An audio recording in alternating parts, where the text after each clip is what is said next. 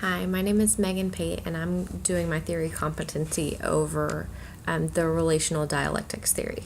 So, it started when Leslie Baxter, who is out of the University of Iowa, she is the director for a research program there, and then she got together with Barbara Montgomery, who is the former VP of Academic Affairs for University of Colorado Pueblo.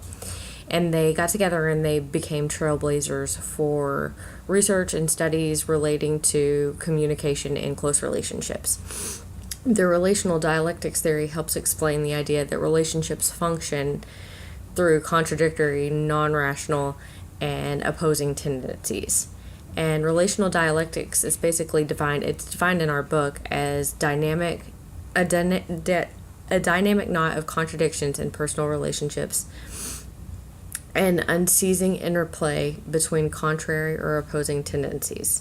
Relational dialectics works based on the core concept of contradiction, and Baxter emphasizes that every personal relationship faces the same tensions, and where you lie on either line or the extremes of each of those tensions will either cause problems or create harmony within your relationship. But she also, Baxter and Montgomery also emphasized that contradiction and tension is incredibly important in a relationship and is healthy and can be very constructive. There are three main-sided dialectics within the relational dialectics theory that are the most often used whenever talking about, especially in close relationships. And so I'll be citing the internal dialectics, meaning those within a close relationship between you and a loved one or like family or a partner, not the external, which is basically a couple versus a community, and those opposing views.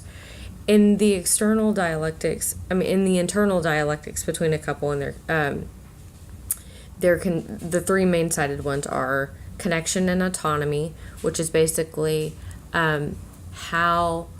what each partner likes to spend their time. Do they like to spend a person who values connection would want to spend more time with their partner and enjoys that closeness, and a person who values time alone and quiet time and things of that nature would be more autonomous. Stability and change is another one of the dialectics, and that's basically the understanding that one person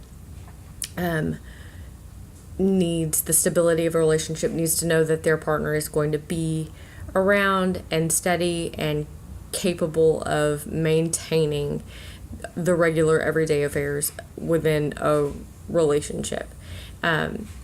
The change portion is usually somebody who craves more adventurous, spontaneous behavior in a relationship. They need things to not always stay the same. They need to feel excited and the need for adventure for their relationship to be considered healthy and make them happy.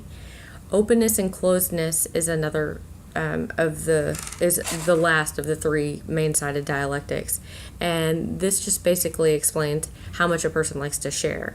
One partner may be completely closed off to the idea of sharing past family traumas or even just everyday feelings. Whenever they are upset, they may shut off and close down and decide that they don't want to let their partner know about how they're feeling.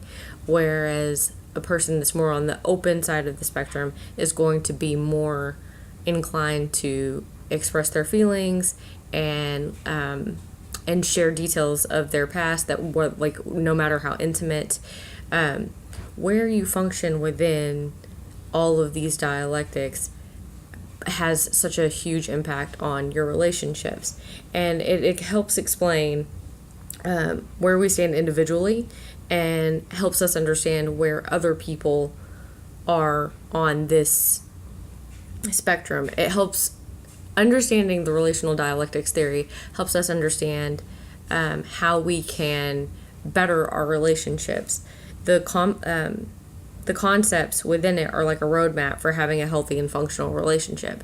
So you may have a partner who is who craves more autonomy, who likes to do things on their own and prefers to spend their downtime by themselves, and you may crave lots of partner time and time where you get to spend time with each other.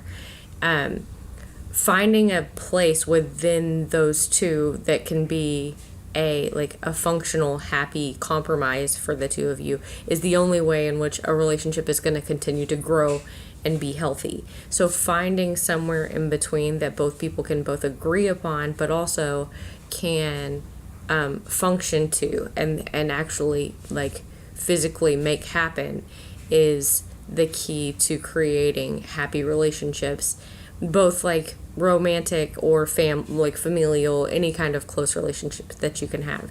And we can thank Leslie Baxter and Barbara Montgomery for putting these all down on paper and helping us better understand.